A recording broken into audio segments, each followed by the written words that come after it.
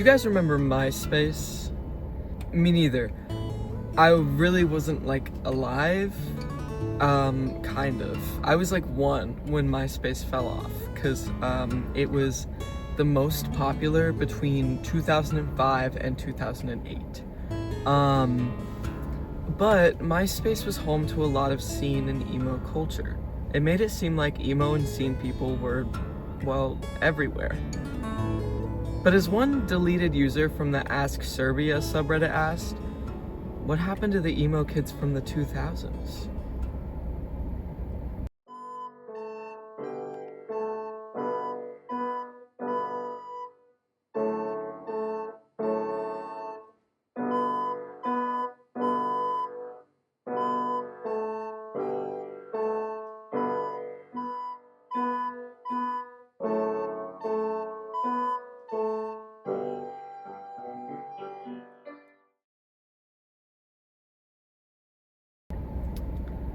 Well, the short answer is they're all 30 years old. And that's the end of the video. But actually, it used to seem like emo people were everywhere. In reality, the subculture has evolved sort of to better fit the social media that we currently have. So using MSN or AOL or MySpace isn't gonna really cut it for what we have today. I mean, you see all these people on like TikTok and Instagram posting about being emo or alternative or scene, and you're not seeing the same kind of stuff that you were seeing, you know, back in 2008. If you go to any local DIY shows, you'll see plenty of emo and alternative people. I've met a ton of emo and alternative people at like local shows.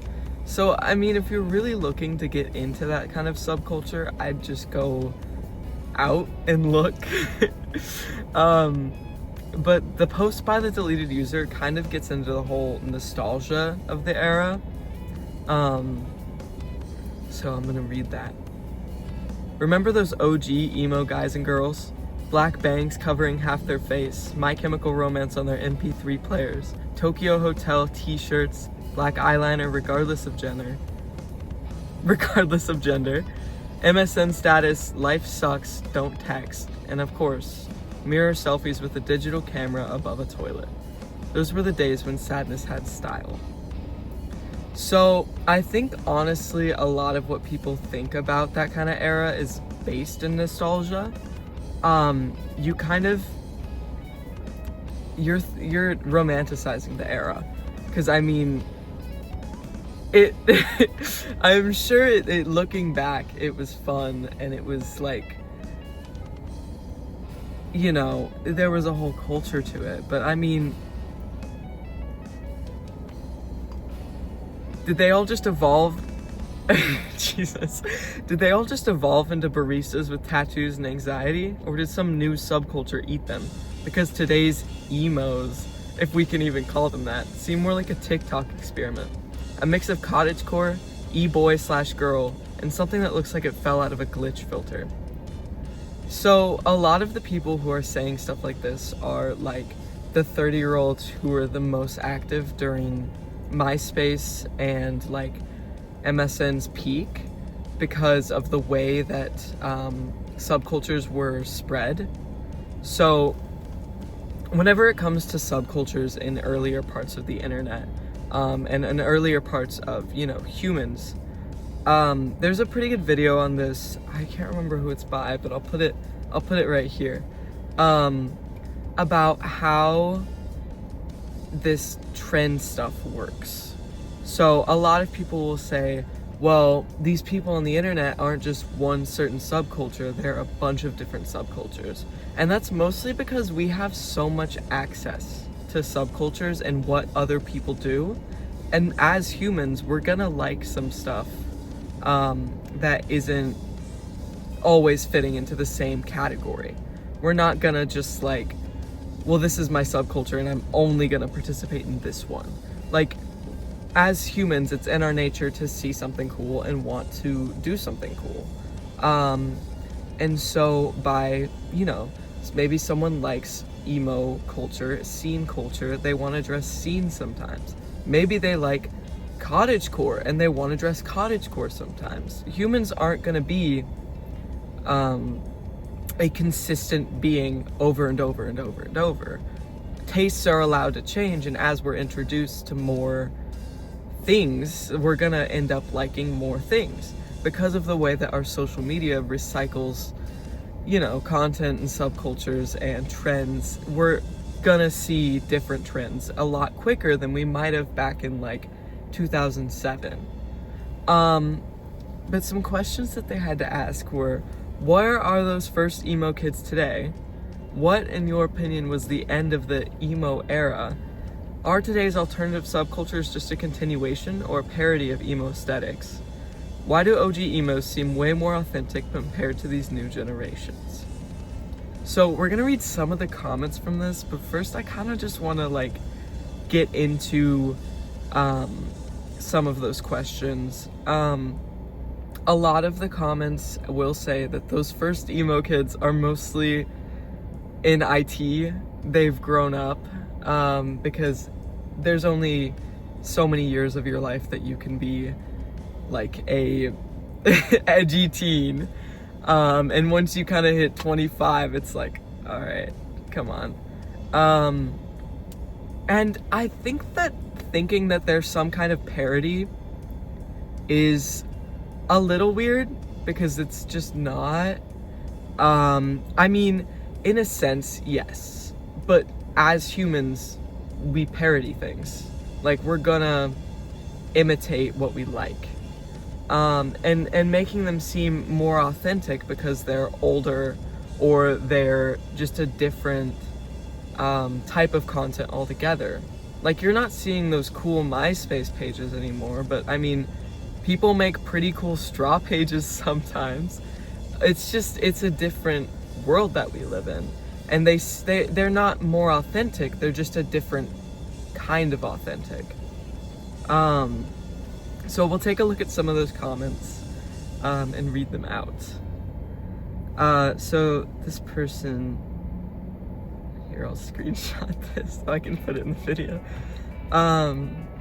These people are now 30 plus. They became hipsters and then programmers or something like that. Maybe they still have a tattoo or a hole from a snakebite piercing, and that's it, which is normal. Subcultures generally recycle every 20 years or so now it's the emo's turn to be recycled. Just like the original emo subculture that emerged in the 80s and then revived in the 2000s. So it's just a circle of life. One person is saying, I don't know if we will come back, but all is definitely coming back. So it comes to the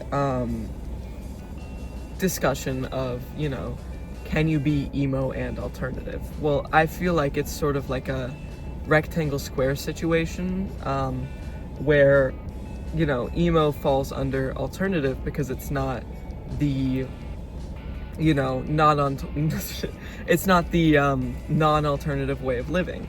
Like, you hear someone, you know, who's emo, and they're gonna be not like a quote-unquote normal person.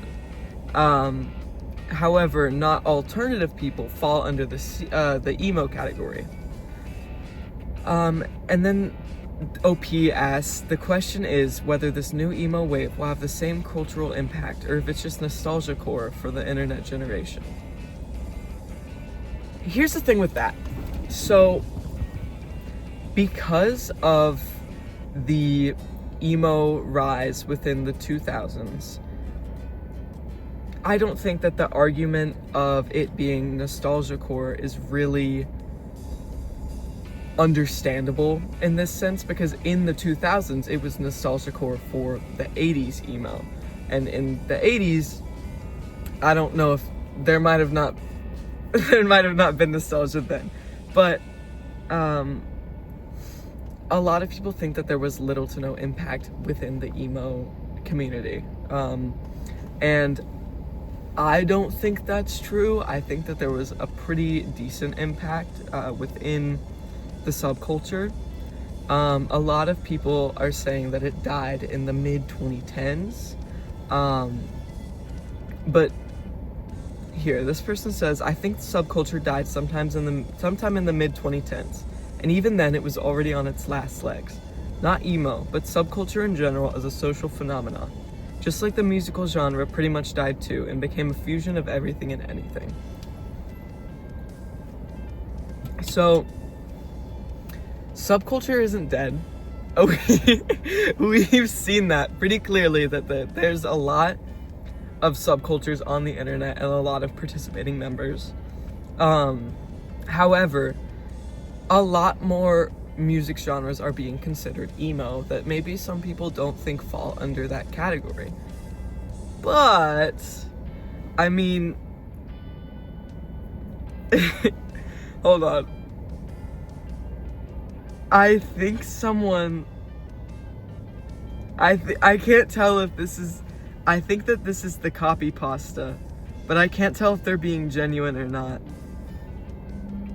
Real emo only consists of the DC emotional hardcore scene and the late 90s screamo scene, which is what is known by Midwest emo is nothing but alternative rock with questionable real emo influence. When people try to argue that bands like My Chemical Romance are not real emo while saying Sunny Day Real Estate is, I can't help but not to cringe because they are just as fake emo as My Chemical Romance, plus the pretentiousness. Real emo sounds energetic, powerful, and somewhat hateful. There's so much gatekeeping in the emo community that a lot of people don't talk about. Hold on, someone just texted me. There's a lot of gatekeeping within the emo community. I mean, literally the copy pasta about, you know, the DC emotional hardcore scene. This person has a really good point.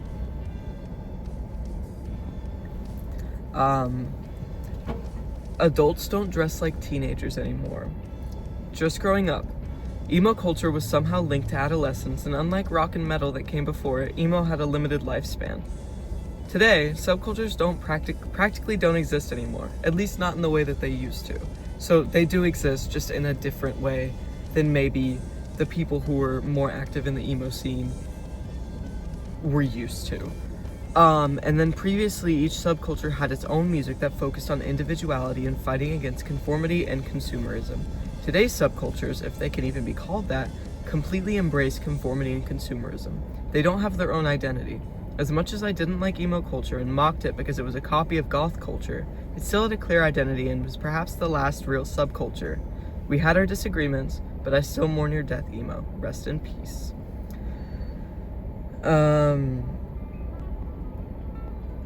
So, there's a comment under this by OP. Subcultures used to be about identity, and now they're just aesthetics. And it's all about, how will this look in my IG reels instead of what does this mean to me? You used to get into the scene because you felt like you'd finally found your tribe. Now you just scroll until the algorithm tells you what you are today. That's, okay. This is a whole can of worms right here. So by saying that it's all about how will this look in my IG reels is kind of like taking away from what emo was. Like, I mean, a lot of emo was about like, how is this gonna look on my MySpace? How is this gonna look on my MSN status? Like, it's not a new thing to be, you know, performative for the people around you. I mean, like, and while it can be argued that, like, maybe because of how much more accessible other people and subcultures have become to us, that, like, it's less authentic, but I mean, people are still people, you know? Like, they didn't change just because the way that we view content and the way that we consume things changed. You can still feel like you found your tribe. Like, maybe someone looks at an Instagram reel and they see, you know, that like 2010s emo vibe, and they're listening to like some of the like emo musicians, then maybe they're like, shit, I really like this. This is something that I like, and it brings me joy. And by being able to find that easier with the rise of social media and how easy it is to find creators who make stuff that you like, it doesn't mean that it's less authentic. A lot of people think that because it's reduced to like social media that people aren't listening to the music and taking in the philosophy of the music, but that's just not true.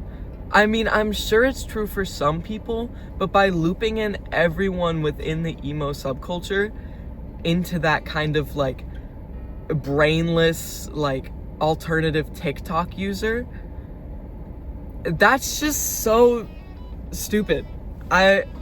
It's not a personal attack by saying it's stupid, but it is kind of silly to loop everyone in together the same way that the people who were against emo subculture did in the 2000s, by looping in all of these emo people together as these depressed losers who like didn't even like care about anything.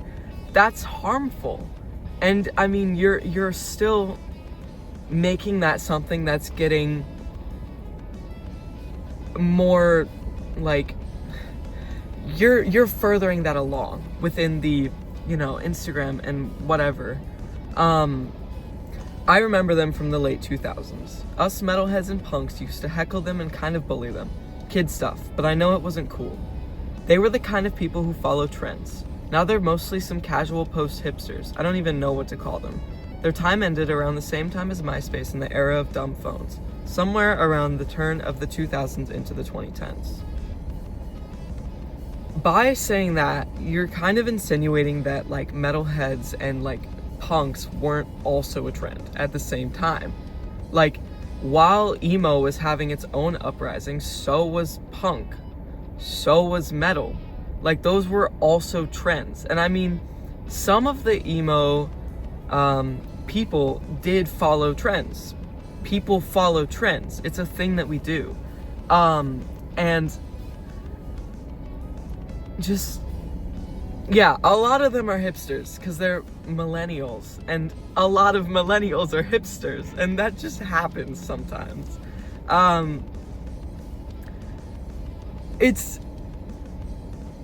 It's not dead, I don't think. Personally, and I could be wrong.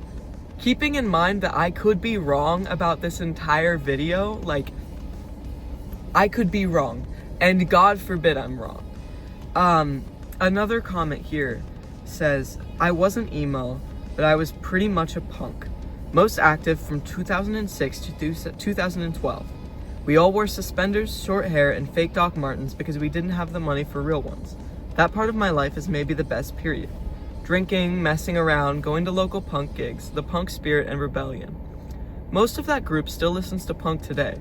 We still go to big concerts across Europe and enjoy beer. We're not as cocky and rebellious as before, but let's say a barbecue can't go by without cocksparrer, partisans, and say, foreskins. In my opinion, everything that calls itself a new subculture can't even come close to that period, because back then it had both emotional and personal meaning, and today everyone copies each other, and it all gets lost. We weren't punks because we wanted likes on TikTok and Instagram, but because we enjoyed it.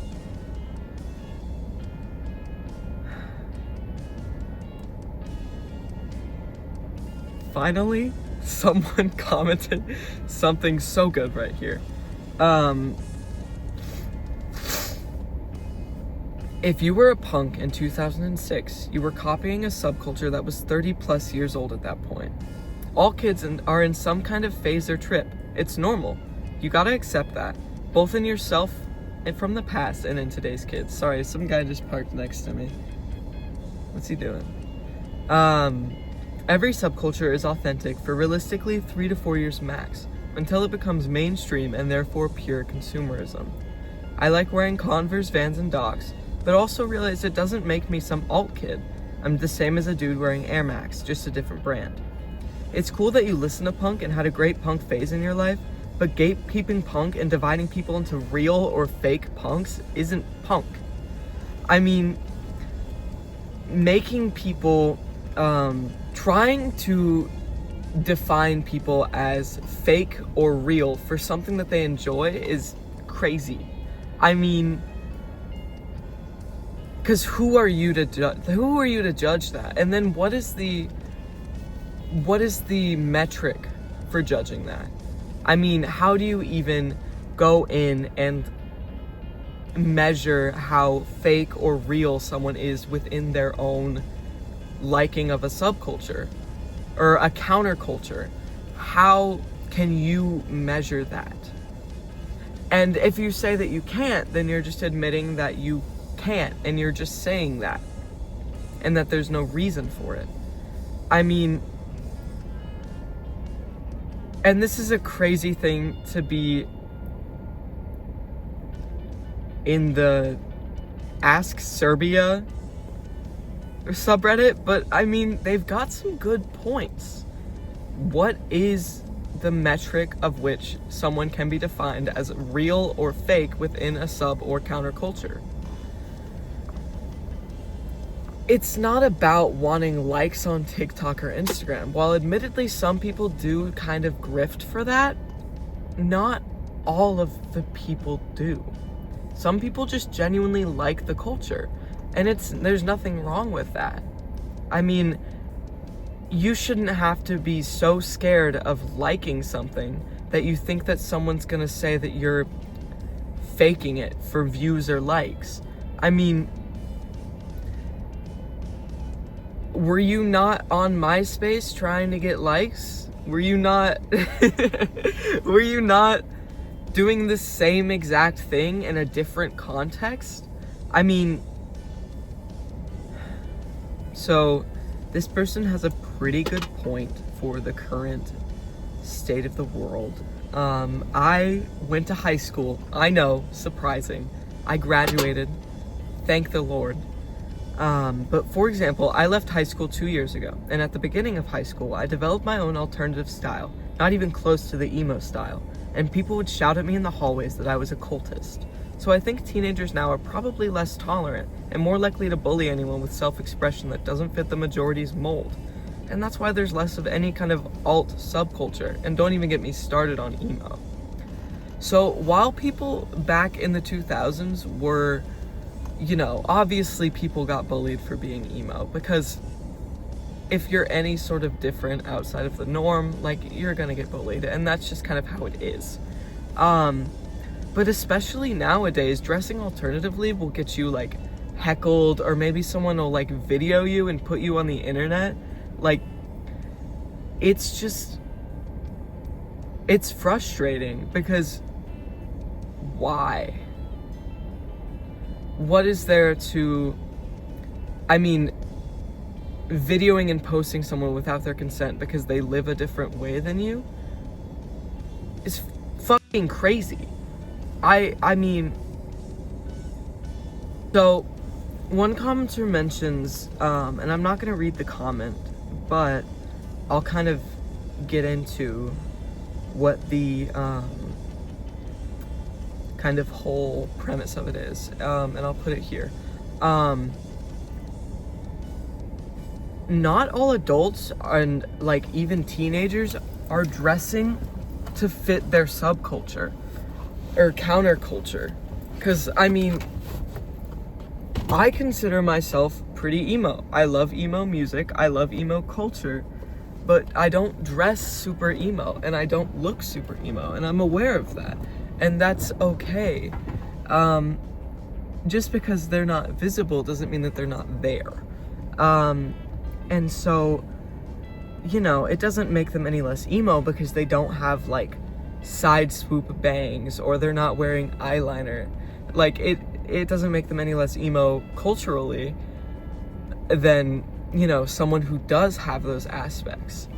So that was a little bit of a shorter video, just kind of getting into that whole culture, counterculture, subculture, whatever you want to call it. I don't really make these kinds of videos. I usually stream myself playing Undertale, but I don't know, this was kind of fun and I kind of liked it. So let me know if you want more like this, and let me know if you hated this and you want me dead. Thank you for watching. Merry holidays. Get out of here.